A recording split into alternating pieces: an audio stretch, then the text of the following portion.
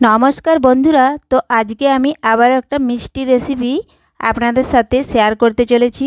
আশা করি আপনাদের ভালো লাগবে। তো পুরো ভিডিওটা প্রথম থেকে শেষ পর্যন্ত দেখতে থাকুন।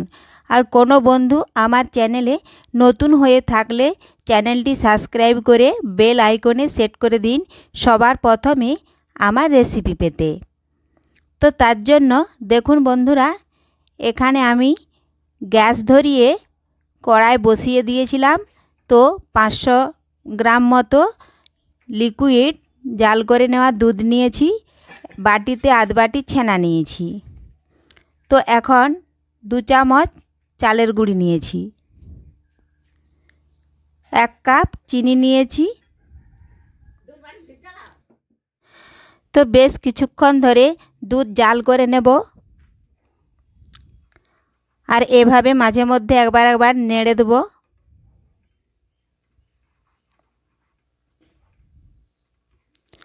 মিষ্টিটি বানানো খুবই সহজ এবং অল্প উপকরণে, একবার দেখলে যে কেউ বানাতে পারবে।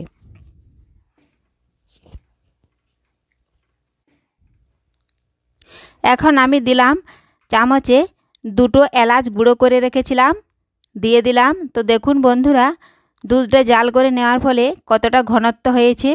তো এখন আমি 1 কাপ চিনি দিলাম। চিনিটা আপনাদের স্বাদ মতো দেবেন। কেউ যদি বেশি মিষ্টি খেতে চান তাহলে আবারও চিনি দিতে পারেন।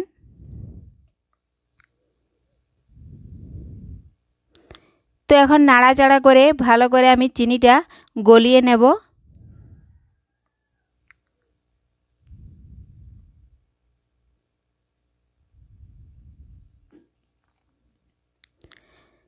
তো দেখুন বন্ধুরা, চিনিটা গলে গেছে।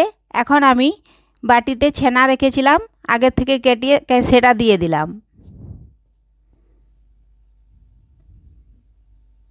এখন ভালোভাবে ছানাটা দুধের সাথে এভাবে নাড়াচাড়া করে আমি মিশিয়ে নিচ্ছি।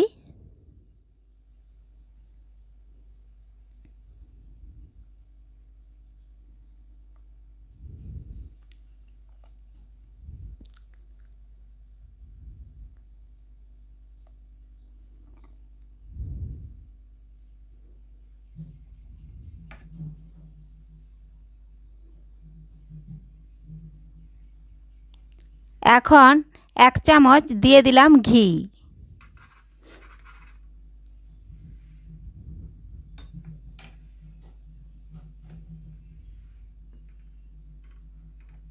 এখন ভালোভাবে নাড়াচাড়া করে নিচ্ছি আবারও একটু।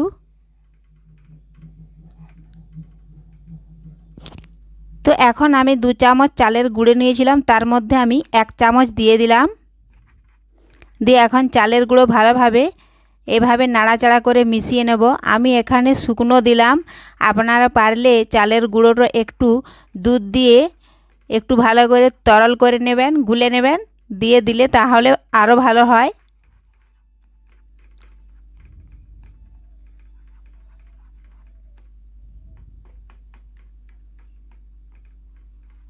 শুকনো চালের গুঁড়ো দিয়েছিলাম, এজন্য একটু গুঁড়ি গুঁড়ি ভাব আছে। এটা আমি নাড়াচাড়া করে এটা মিশিয়ে নেব।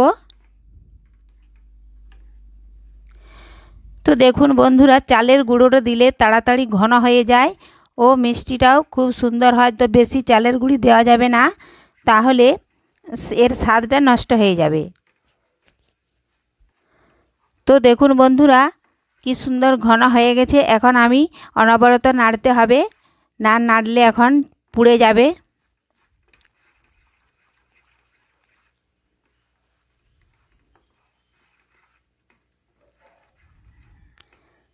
এভাবে বেশ কিছুক্ষণ নাড়াচাড়া করতে করতে এটা একটা টোয়ের মতন তৈরি হবে।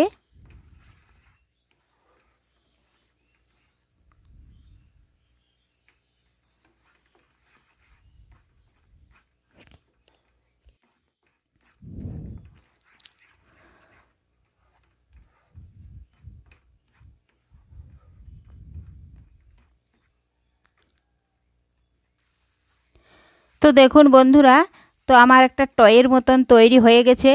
এখন এটা আবার বেশ কিছুক্ষণ নেড়ে নিচ্ছি।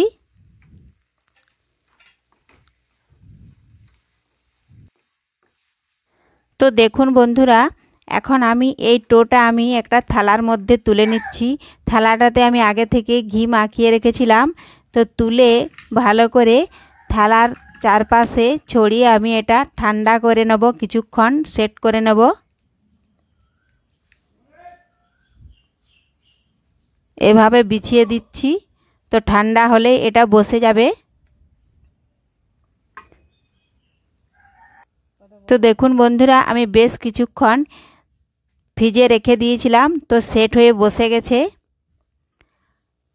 আপনাদের যদি ফ্রিজ না থাকে তাহলে ঠান্ডা বালতির জলের উপরে বসিয়ে দিলেও এটা ঠান্ডা হয়ে যাবে তাড়াতাড়ি। তো দেখুন এবারে আমি কেটে নিচ্ছি মিষ্টির শেপ দিয়ে।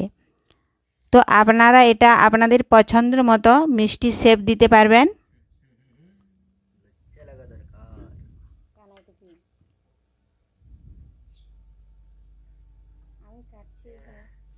আমি এভাবে ছুরি দিয়ে কেটে নিচ্ছি।